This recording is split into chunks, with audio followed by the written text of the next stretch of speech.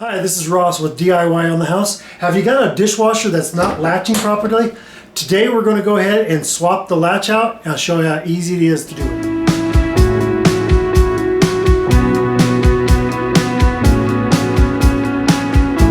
Alright, for some time now our dishwasher, it's a Frigidaire unit, has been having a hard time latching. It'll sometimes latch, but it won't activate the unit to be able to kick it into the wash mode. So I ordered the part off of Amazon, and you can typically find the serial number and the model number on the side of the unit or on the door assembly. So the first thing we're going to do is get the power disconnected. So generally most dishwashers are going to be plugged in under the kitchen sink. You usually find a cord that's going to be plugged in for the disposal, and then you're going to find one that's going to be plugged in for the dishwasher. The dishwasher cord should be entering a hole coming through the base or the lower part of the kitchen cabinet under the sink, and it'll be with a large corrugated line and also the water supply line. So you'll locate that, unplug that, double check on your dishwasher, plug it in, and make sure you hit a couple of the buttons, either being on top or on the front like this one.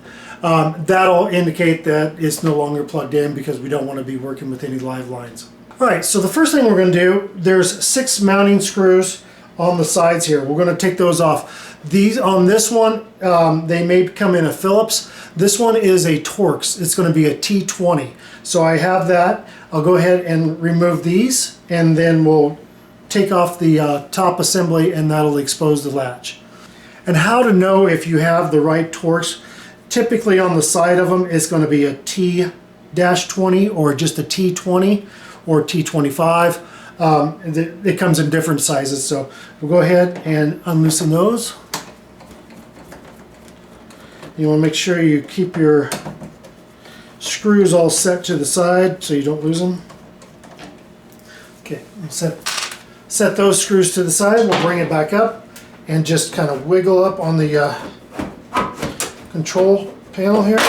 After you get the panel up, that'll expose the latch. And this one is, there's so much play in it, it's just shot.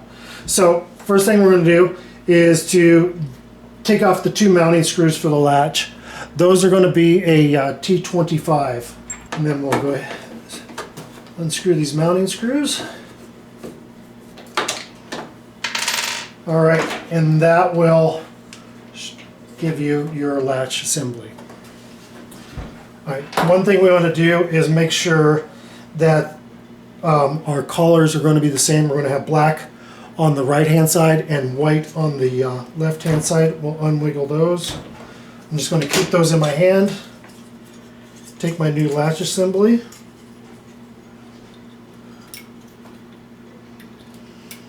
And put those in. Okay, that's done. And so the only thing we got to do is just put our screws back in. And I'm not going to tighten them up until I totally get everything aligned.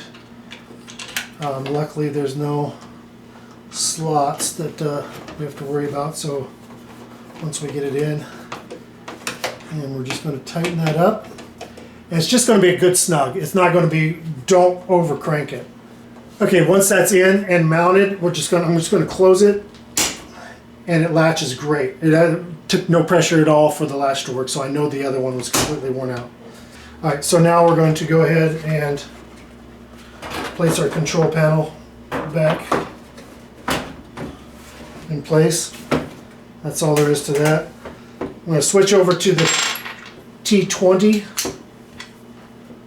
Torx. I'm going to just go ahead and start with these 2 top ones. I'm just going to go ahead and get everything started. Once I get my last one lined up, I'm going to go ahead and tighten it down.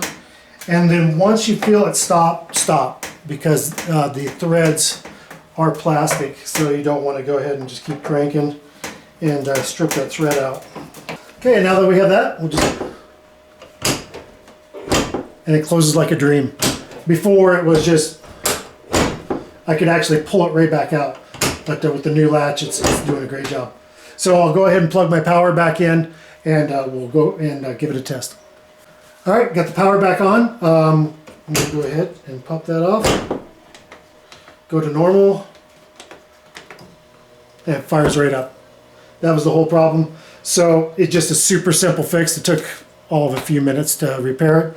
We'll put a link down below for the latch and also for a Torx bit set that you will need to do this.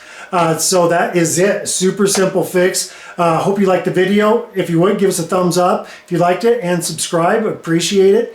And also, if you have any questions, happy to help you out. So thanks for watching DIY on the House.